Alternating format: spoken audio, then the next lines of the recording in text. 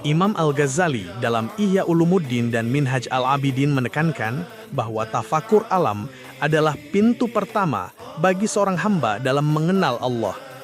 Menurut beliau, orang yang melihat langit, bumi, gunung, dan lautan tetapi tidak mengaitkannya dengan Sang Pencipta, ibarat seorang buta yang berjalan di tengah cahaya matahari.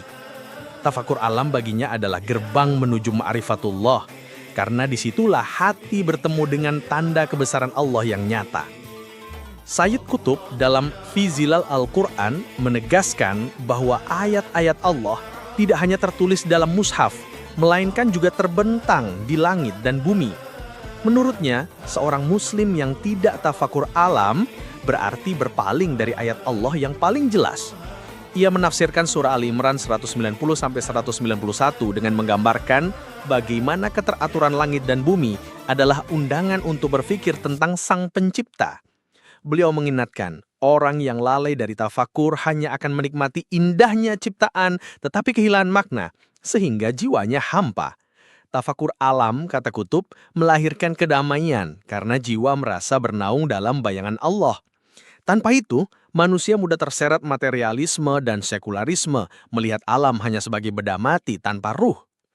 Ibnul Qayyim dalam Miftah Dar As-Sa'adah dan Al-Fawaid menyebut tafakur alam sebagai ibadah hati yang paling bermanfaat. Ia menulis bahwa tafakur atas ciptaan Allah adalah jalan paling cepat menuju ma'rifatullah, karena setiap bintang, tumbuhan, dan hewan memancarkan bukti kekuasaannya. Beliau mengingatkan bahwa hati yang tidak bertafakur akan keras dan gersang seperti ladang tanpa air.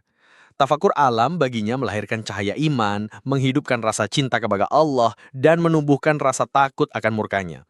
Ibnul Qayyim menekankan bahwa orang yang rajin beribadah tanpa tafakur ibarat tubuh tanpa ruh, karena amalnya tidak menggerakkan hati. Dengan tafakur alam, seorang hamba melihat tanda-tanda hikmah Allah dalam ciptaan dan takdir, lalu ia ridha, sabar, dan semakin dekat dengan Tuhannya. Tanpa itu, ia akan melihat dunia hanya sebagai kebetulan, lalu kehilangan arah dan mudah larut dalam syahwat. Jika pandangan tiga tokoh ini digabungkan, maka tampaklah kesatuan visi bahwa tafakur alam adalah kunci hidupnya iman. Itulah sebabnya mereka menegaskan bahwa tafakur bukan amalan tambahan, tetapi fondasi bagi seluruh amal. Alam menjadi madrasah terbuka yang terus mendidik manusia untuk dekat dengan Allah.